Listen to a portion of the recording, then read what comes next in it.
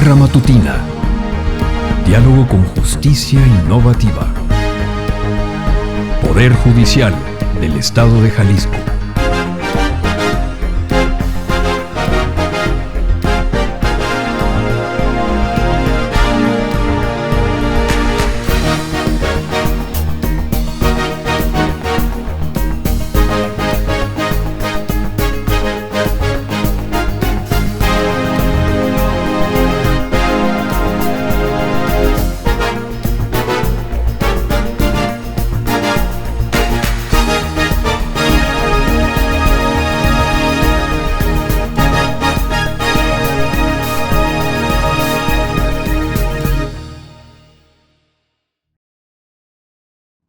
Hola, muy buenos días. Nuevamente bienvenidos a la Barra Matutina, Diálogos con Justicia Innovativa, que el Supremo Tribunal de Justicia y el Consejo de la Judicatura han tenido a bien traer para todos ustedes en este programa que el día de hoy se viste de gala con la presencia de una juez, pues yo digo que muy joven, recientemente. ¿Cuántos años tienes ya nombrada? No sé, Tengo 3 años y medio. 3 años y medio. Voy a cumplir 4 años ya este año 2022. Pero con bastante experiencia ya en el medio, con diferentes espacios en los que ha tenido oportunidad de ocupar aquí en el Poder Judicial. Así que les presento a la maestra María Karina Dolores Rivas Gutiérrez. Ella, para quienes no la identifiquen, pues voy a tratar de leer un breve currículum acerca de su carrera y de su trayectoria. Ella es abogada, egresada de la Facultad de Derecho del Centro Universitario de Ciencias Sociales y Humanidades de la Universidad de Guadalajara.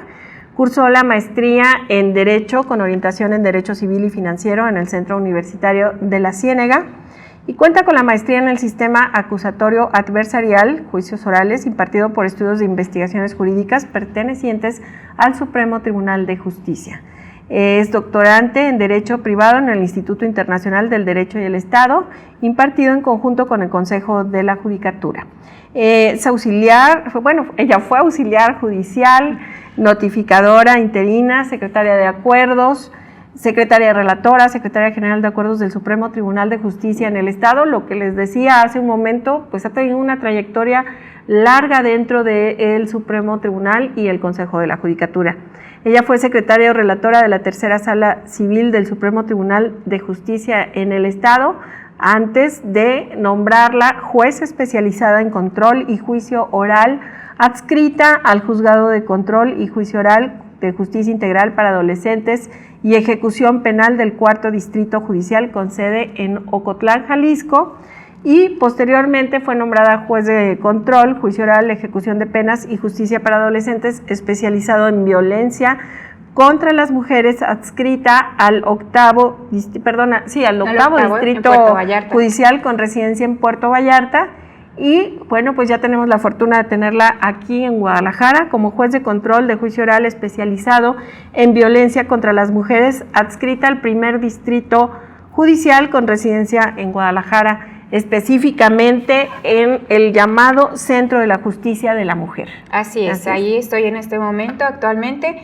A partir del 11 de marzo del año pasado, del 2021, se dio mi cambio a este lugar, al Centro de Justicia de la Mujer aquí en Guadalajara, y es donde actualmente me estoy desempeñando. Bien, bueno, maestra Karina, a mí me gustaría que nos platicara acerca de este centro, primero porque quienes nos están viendo y que de una vez quiero aprovechar, que agradecemos su presencia en nuestras redes sociales a través del canal de YouTube, de Facebook Live, y además de podrán escuchar este tipo de programaciones en Spotify.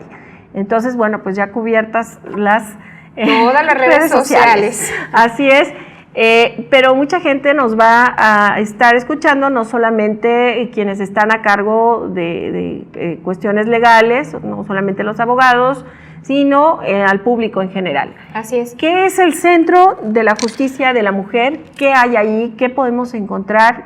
Creo que hay varias instituciones y quiero aprovechar pues que estás aquí, que nos platiques un poco del centro. Bueno, el Centro de Justicia de la Mujer es una institución que depende directamente de lo que corresponde a la Fiscalía. Ahí en el Centro de Justicia de la Mujer se integró para que fuera una impartición de justicia y un apoyo como una red específicamente jurídica para todas las personas, mujeres en específico que han sido violentadas o que sufren de alguna violencia. Se creó ahí en el Centro de Justicia este juzgado, el Juzgado de Oralidad Penal en Violencia contra las Mujeres. En este caso fue realizado el 8 de junio del año 2016. El Consejo tuvo a bien determinar la existencia de este juzgado ahí. ¿Qué hace el Centro de Justicia? Bueno, el Centro de Justicia en primera instancia, como para el común denominador, como dices, todas las personas que no conociendo el derecho tengan más acceso a ello. Cuando son violentadas en específico, por ejemplo, en un caso de violencia familiar, en donde son agredidas físicamente por... la violencia familiar no específicamente es por el esposo, el cónyuge, el concubino, con quien tienes una relación de hecho, no. También la violencia familiar puede darse justamente por eso la familia, que es parte integrante, aquella persona que puede ser tu hermana, tu hermano, que es violentada por el hijo, por algún tío, algún pariente cercano, hasta el cuarto grado se considera todavía que somos parientes, y por el cuarto grado por afinidad, es decir, tu cuñado, tu cuñada, tu suegra, tu suegro, todo este tipo de personas también son aquellas personas que pueden ser agresores. Cuando tú sufres de esta violencia, acudes al centro, presentas tu denuncia, ahí hay un agente del Ministerio Público de primer contacto, y el Centro de Justicia que tiene un equipo interdisciplinario, es decir, trabajadora social, psicólogos, te remiten directamente, ahí no hay médico. En el caso de Vallarta sí había un consultorio médico para aquellas cosas muy urgentes en ese momento. Aquí los partes médicos los mandan a los servicios médicos municipales para efectos de que se les realicen aquellos partes médicos en caso de ser necesario, pero les dan esta atención totalmente integral, es decir, si las ven en un estado emocional muy alterado, está de primer contacto el equipo de psicólogos para la contención, para tranquilizarte, para tratar de recuperar ese estado emocional y que puedas pasar con el agente del Ministerio Público a lo jurídico, a presentar la denuncia y a darle un trámite ya en específico sobre aquella persona. También están las trabajadoras sociales que hacen una investigación en torno a tu entorno social, dónde vives, cómo te desarrollas, cómo es que se dio esta parte de la violencia familiar, que muchas veces eso nos sirve a nosotros para darnos como juzgadores ya cuenta en un momento dado de ese entorno en el que se daba y cómo se generó aquella violencia, para tener un poquito de un contexto más amplio al momento de resolver.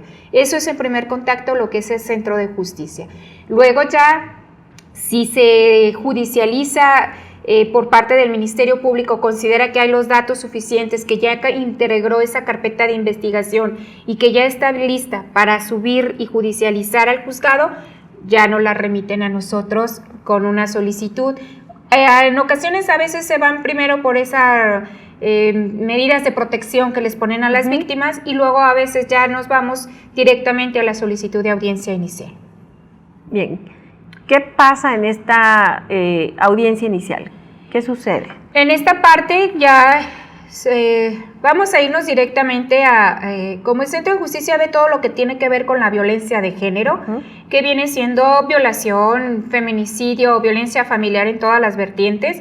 En este caso, por los tiempos que tenemos ahorita, me voy a enfocar exclusivamente a esta parte de violencia familiar, que fue en la parte del ejemplo, ¿no? Cuando es violentada y es golpeada, hay una violencia física.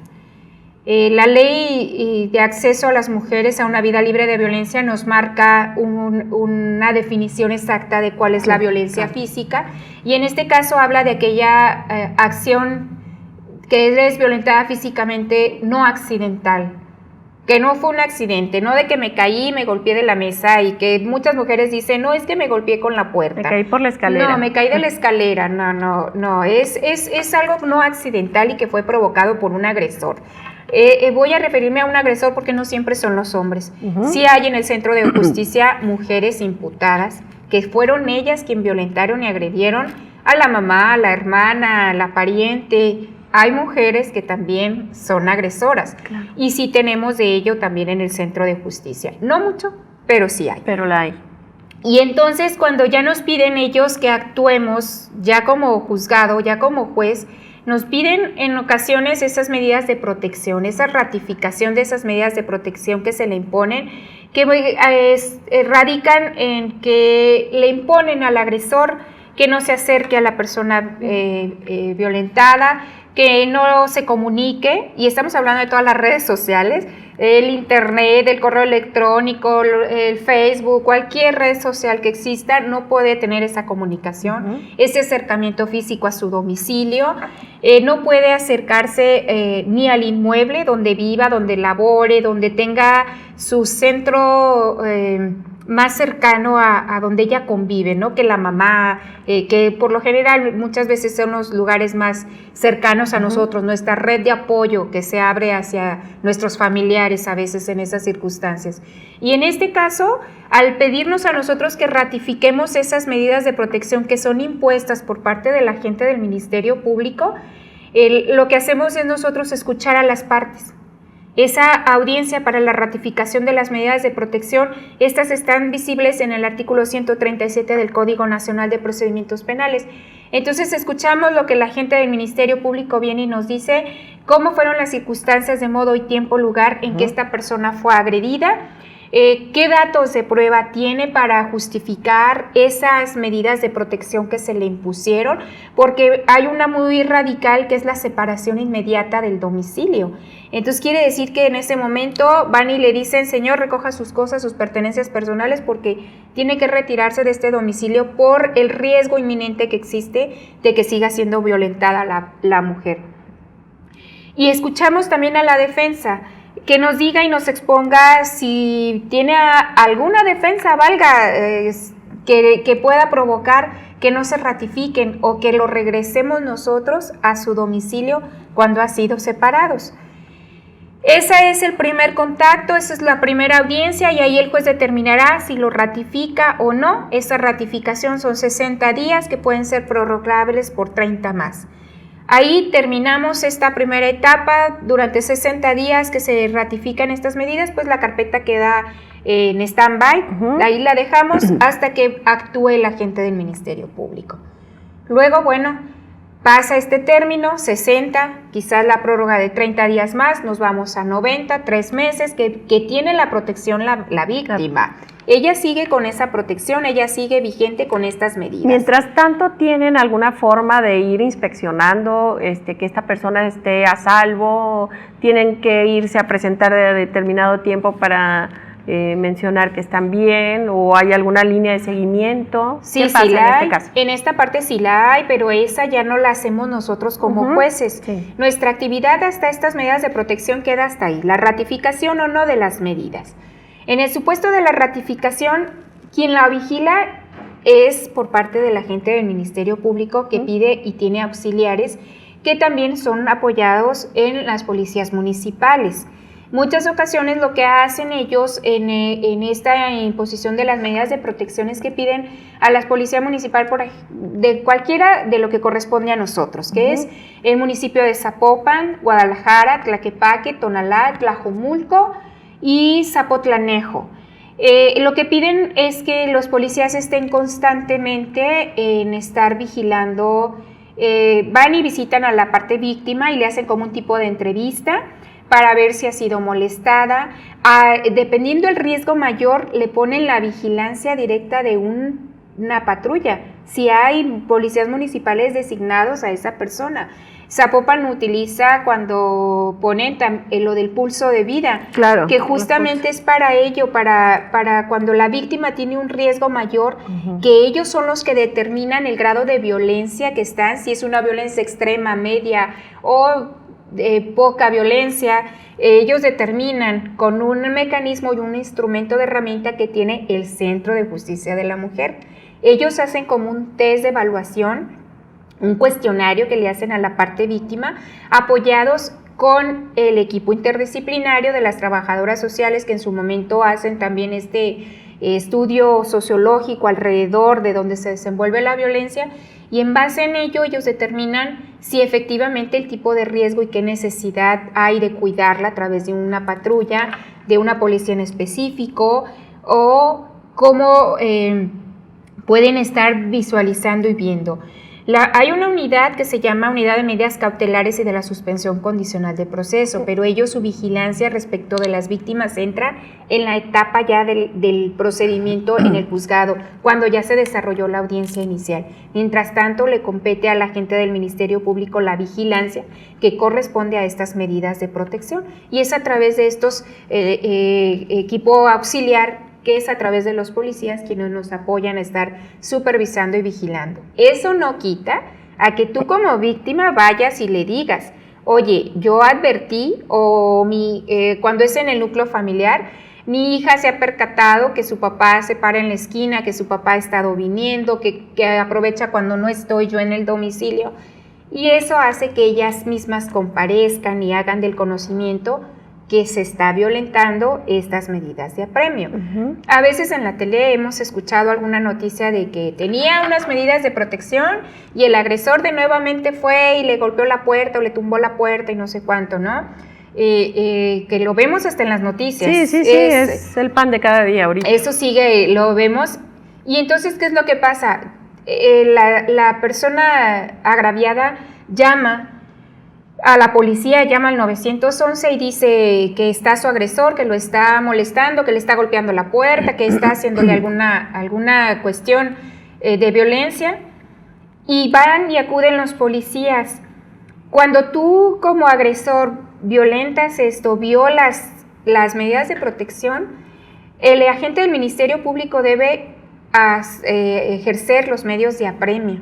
Y entonces ese policía te detiene como agresor porque estás agrediendo a la persona, y cuando ya lo llevan a la detención y que hace del conocimiento la víctima que tienen estas medidas de protección, lo que pasa entonces es que hacen efectivo ese medio de apremio, que puede ser un arresto de 36 horas. Pero todo eso va abajo en lo que corresponde a fiscalía. Eso es lo que hace el primer impacto, el primer contacto que tiene la víctima con la institución jurídica. Sí. Nos quedamos en que había ese stand-by de 3 meses para la ratificación. Así es. Una vez que ratifican, ¿qué sucede? Nos vamos a esos 3 meses. Terminan los 3 meses y entonces viene el agente del Ministerio Público y dice, te solicito, juez, que me señales fecha para una audiencia inicial. Lo que hacemos aquí pues es admitir esa solicitud y señalamos una fecha para llevar el desahogo de esta audiencia inicial. Todas estas audiencias, cabe señalar que son orales. Orales. Estamos en el sistema de oralidad y todo es a base presencial. de presencial. Tenemos ahorita esta modalidad de que sea a través de la videoconferencia, a través de la plataforma. En razón, esto inició con mayor fortaleza porque no hay impedimentos para el uso de medios electrónicos, pero la pandemia la verdad no nos dio mucha oportunidad de seguir en presenciales. Así es. Lo que nos obligó pues a que hiciéramos el cambio a unas audiencias a través de las videoconferencias, que muchas veces las víctimas no les gusta.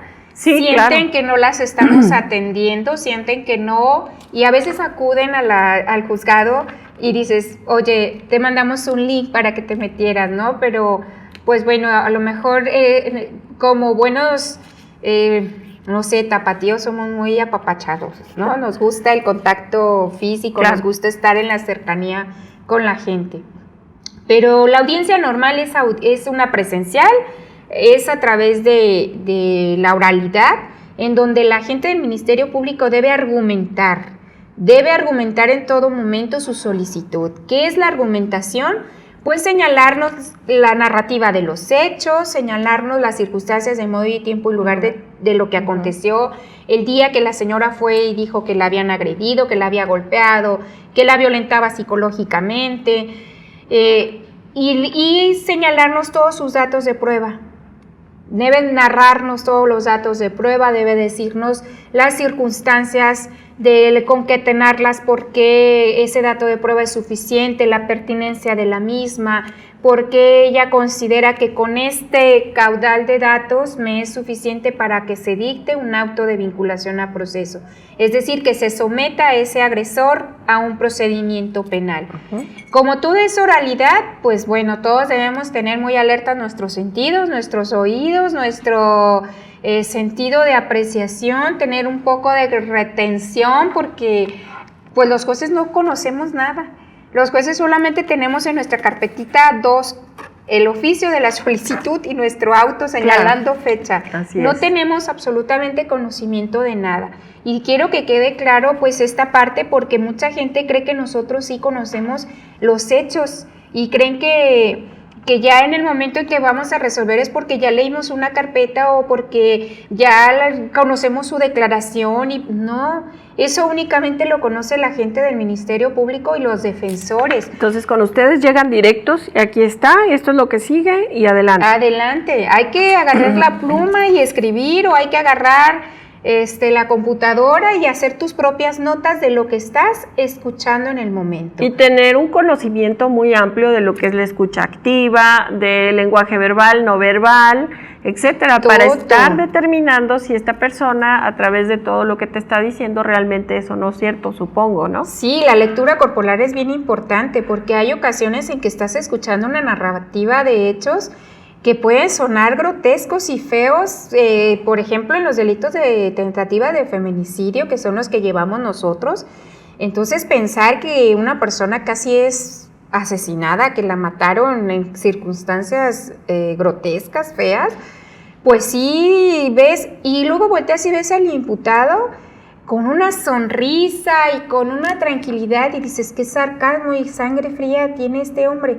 Y otras ocasiones lo ves temeroso, nervioso, hasta diciendo, no es cierto, no es cierto, no es cierto. Entonces dices tú así como de, a ver, tengo que poner más atención a la lectura que me está dando esta persona en su comportamiento, en su lectura corporal, porque está escuchando los hechos y está de verdad advirtiendo. Cuando son violencias familiares, adviertes hasta de las personas, de las víctimas, que a veces sí sucedió un hecho, pero aún así aumentan, y cuando están ya en la audiencia te das cuenta que la misma señora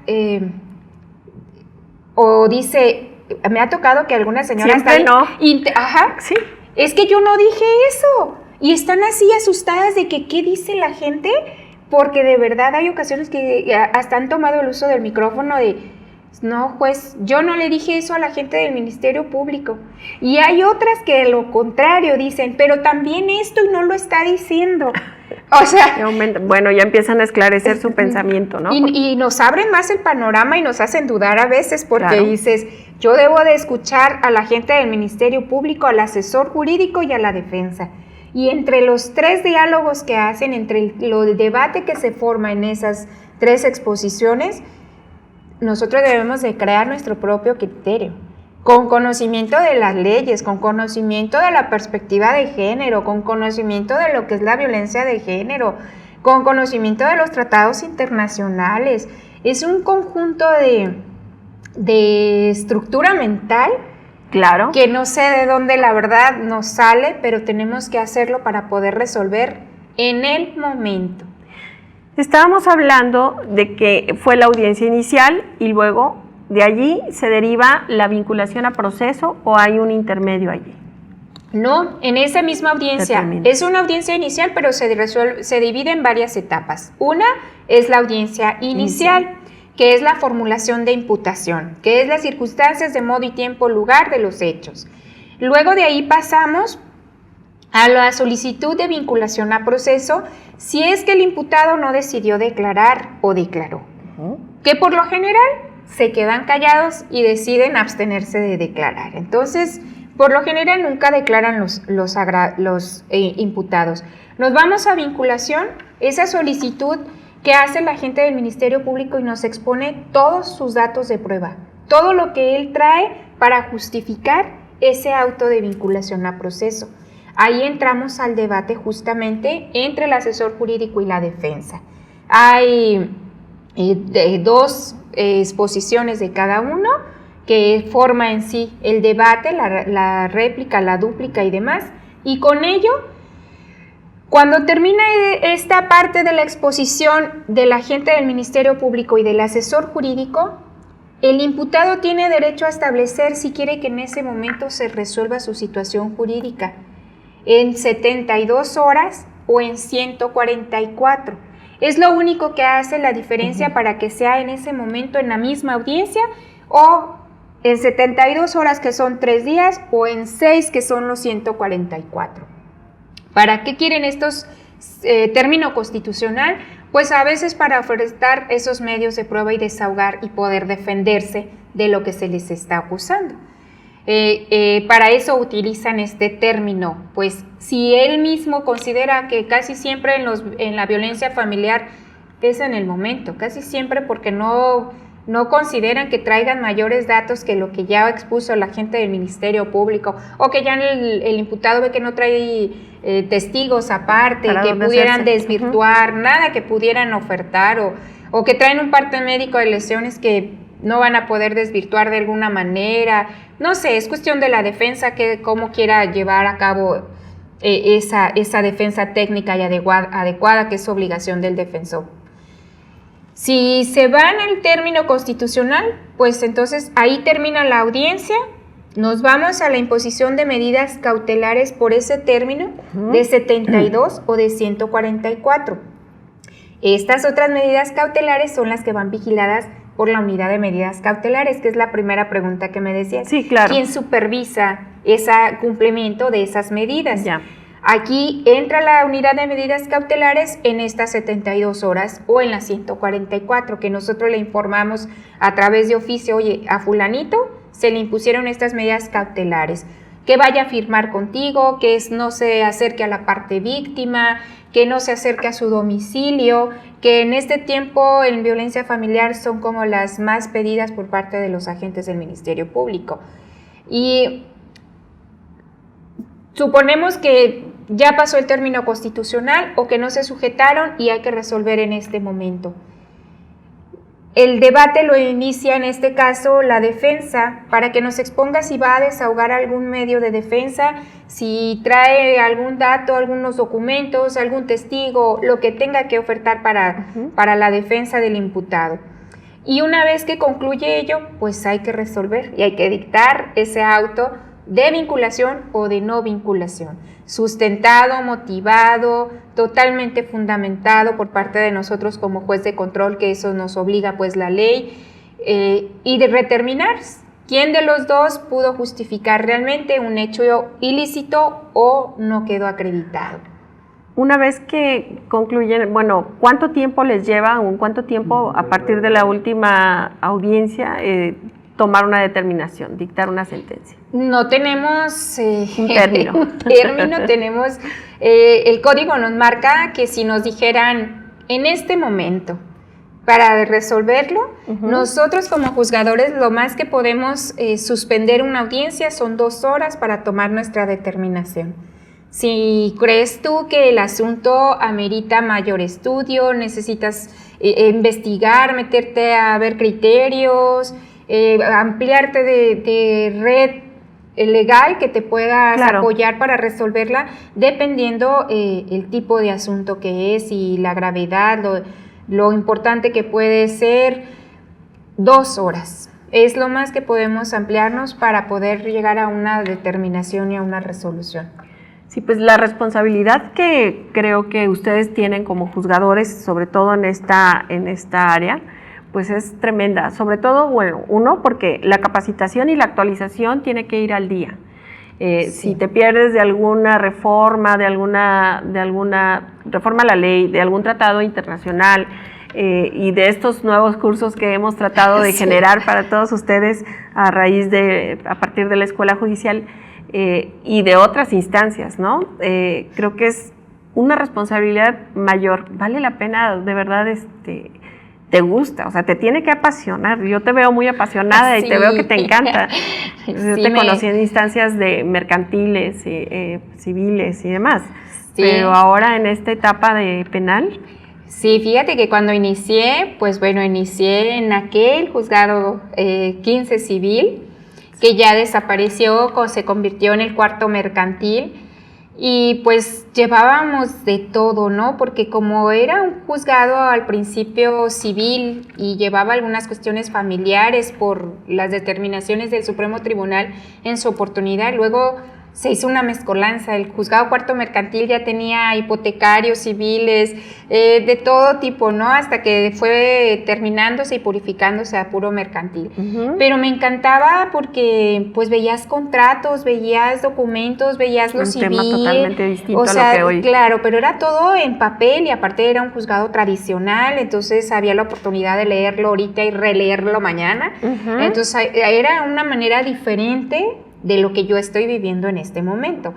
Pero aún así me encantaba y siempre me ha encantado mucho el derecho y la impartición de justicia. Bueno, ha sido una de mis grandes pasiones, ¿no? Desde que conocí la actividad en el juzgado, jamás se me ocurrió irme a otro lugar, la verdad, no hay algo que me interesara. Y cuando me voy de relatora a la sala, pues se ven 3 materias igual, civil, mercantil, familiar. Seguí en el mismo rol, encantada pues porque como en la segunda instancia revisas el procedimiento de primera instancia, pues te das a conocer muchos criterios de muchos compañeros jueces, ¿no? Así es. En su momento pues ves que un juez resuelve de una manera, de otro, siendo un caso muy similar y de todo, y aprendes y te nutres pues ahora sí que de todos tus compañeros. Así es. Y cuando ya me dan la oportunidad de nombrarme juez, me cambian totalmente el chip. Uno, porque materia penal nunca había visto en la cuestión de mi carrera como funcionaria. Y otra, porque me cambian a oralidad. También fue un cambio de paradigma, ¿no? Del papel te cambias a la palabra. De papel, ya nada de que como te lo decía ahorita, ya nada de que lo leí ahorita y lo releí mañana. No. Era oralidad, ir en el momento y hay que despertar tus sentidos porque hay que estar a la escucha para conocer las circunstancias de todos los hechos, ¿no? Pero esta parte ya me encantó, esta parte penal ya me dio otro sentido porque hay contacto con las personas. Yo lo veo como más humano. No porque las otras materias, no, la materia familiar es muy importante, ves cuestiones de chiquitines muy difíciles, ¿no? Pero no lo dejas de tener no tan sensorial como una cuestión penal, en donde en la oralidad están las partes frente a ti, en donde tienes contacto directo con ellos en todo momento y en toda audiencia. Porque no puedes llevar a cabo el desahogo de una audiencia sin que esté presente el imputado. La víctima podrá estar o no a consideración de ella, sí hay esa flexibilidad, pero cuando las víctimas están presentes, sientes la presencia de la narrativa de los hechos, estás escuchando una vivencia, y si el agente del Ministerio Público tiene esa facilidad de narrativa de los hechos, te transporta, te trasladas. Generas la empatía con quien haya sufrido ese tipo de violencia, ¿no? Así es, y eso te hace verlo, pues como que ya no es un expediente, ¿no? Dejas de verlo como números, dejas de verlo de esa manera. Yo en lo personal me parece que yo tuve mayor contacto con las personas y ahora siento que estoy haciendo una labor más humana, más cercana a la persona, donde esa persona siente que le están impartiendo justicia y le están resolviendo su conflicto ya directamente en ese momento, y que tuvo la oportunidad de verte a la cara como tú lo estás, porque así como es importante la cuestión de lenguaje corporal que nosotros advertimos, ellos nos advierten a nosotros, ¿eh? Sí, por ellos supuesto. saben si ya desde aquí estás haciendo gestos, señas o algo, ay, benditos cubrebocas, creo que nos han evitado la expresión, digo yo que soy tan expresiva, creo que el cubrebocas esa parte me la ha limitado, ¿no? De que ya la gente no diga de ¿qué me está diciendo? ¿Qué me pide? Porque hay ocasiones en que dices, ¿y en qué me lo va a fundar? A ver, quiero escuchar bien, porque hay veces que dices, bueno, no sé qué trae la gente del Ministerio Público. Y hay ocasiones en que volteas y dices, ay, el defensor no supo ni lo que me está diciendo porque no le haya defensa ni pies ni cabeza, ¿verdad? Pero la verdad es que sí es como más, bueno, en mi experiencia personal, porque habrá quien diga que no, sí me ha gustado más esta parte ahorita del lado de oralidad penal. Qué bien. Una pregunta, ¿ahí cuántos juicios más o menos se llevan en el año en materia de cuando inició el Centro de Justicia en el 2016, había 2016, 2017, no más de 1,000. Hubo un año, eran 700 y tantas carpetas lo que hubo. El año pasado que yo ya llegué, terminamos a razón de 3.560 asuntos. Y es que creo que un factor determinante, llegaste en medio de la pandemia. Llegué a medias de la pandemia, llegué en marzo del 2020. El incremento de la violencia seguramente se disparó de manera impresionante. Bastante, porque sí hay una diferencia del 2019, que fueron 2.600, casi fueron 1.000 aumentados en la pandemia por año. ¿Y ahorita en lo que va del año, cómo vamos? Vamos ya en el 500 y estamos a 17 de febrero y ya vamos en la carpeta 500. ¡Qué barbaridad! Sobre todo porque, bueno, todos los días hay un incremento o una noticia de un crimen mayor o de la violencia que se está generando, sobre todo hacia las mujeres y hacia los niños, pero esto es lo que creo que nos da un parámetro a lo que tú nos estás comentando, que si estamos en febrero y a comparación del año pasado, pues creo que va a rebasar. Esperemos que no sea así. Ojalá que inicie. Hubiera un detonante que nos dijera que no, ya no. No, la verdad es que sí se ve difícil, pero hasta ahorita vamos en esta numeración. Lo que sí nos está señalando que estamos a 1 mes y medio de que inició el año y la violencia no cesa. La violencia está difícilmente, pues yo no la visualizo a la baja, porque de este número, sí, la mayoría es violencia familiar, ¿eh? Desgraciadamente los números nos hablan de mucha incidencia en violencia familiar. Creo que aquí debemos de tener un factor muy importante, detectar qué está pasando en el núcleo familiar que está detonando tanta violencia. Porque ya no estamos tan encerrados, ¿no? Como el año pasado todavía, que había unos tiempos en que estábamos totalmente recluidos y trabajando desde casa y no estaba aperturada nada de la cuestión económica. Toda esta parte decías, claro, el núcleo familiar de que papá y mamá se iban a trabajar, hoy en día están en casa todas las 24 horas. Claro. Era un detonante muy importante para la violencia, pero ya no estamos tan encerrados, ¿no? Ya hay apertura de lugares, la economía ya está reactivada. Y el número me parece que sí vamos un poquito alto. Quedó una descomposición social a raíz de esta situación de salud, como una cuestión de salud repercutió en estas dimensiones que nunca esperábamos, ¿no? No, yo creo que nadie lo pensó y ni lo visualizó de esa manera, ¿eh? Pues, maestra Karina, de parte de nosotros estamos muy agradecidos por su visita a esta barra matutina Diálogo con Justicia, en donde tratamos, bueno, de traer frescura, un poco de que se sientan en confianza, con esa tranquilidad y esa posibilidad de platicar de cuál es su diario acontecer, pero además poder llegar a todas las personas, no solamente a los abogados, sino que a la sociedad en general, que sepan, conozcan de lo que se hace, en dónde están. ¿Nos puedes compartir el domicilio en dónde está el centro? Ay, si te voy a quedar mal. Bueno, sé que es las confluencias de circunvalación y normalistas. Pero hay un parque ahí que está el parque, el Tucson, y está una oficina de Correos de México en la pura esquina. Es el edificio en donde es integral, está Fiscalía, está el Centro de Justicia de Atención para las Víctimas como primer contacto, el Juzgado de Violencia contra la Mujer, y está también el Juzgado de lo Familiar, de todo lo que se deriva de la violencia de género. Bien, no, pues muchas gracias. Yo creo que con eso tenemos para dar. Finalmente el espacio es muy conocido, el Parque Tucson, y ahí creo que está asentado todo este centro. Sí, muchísimas gracias, al contrario, porque la verdad es una oportunidad de acercarte con la gente. Por eso no traté de usar mucha cuestión de tecnicismos en el derecho, porque se supone que estas pláticas de conversación deben de ser, como lo dijiste tú al inicio, ¿no? Para todo el público en general, y habrá muchas mujeres que posiblemente no conocen el procedimiento y ya con esto se dan una idea de qué es lo que deben de hacer cuando están sufriendo una violencia dentro de su núcleo familiar. Muchas gracias por la invitación y de verdad un placer estar aquí con ustedes. Espero que esta charla haya dejado algo bueno en todos.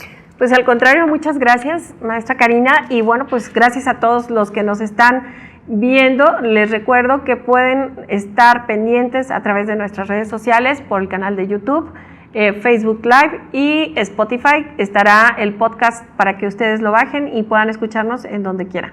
Que tengan una linda tarde. Hasta pronto. Muchas gracias. Adiós.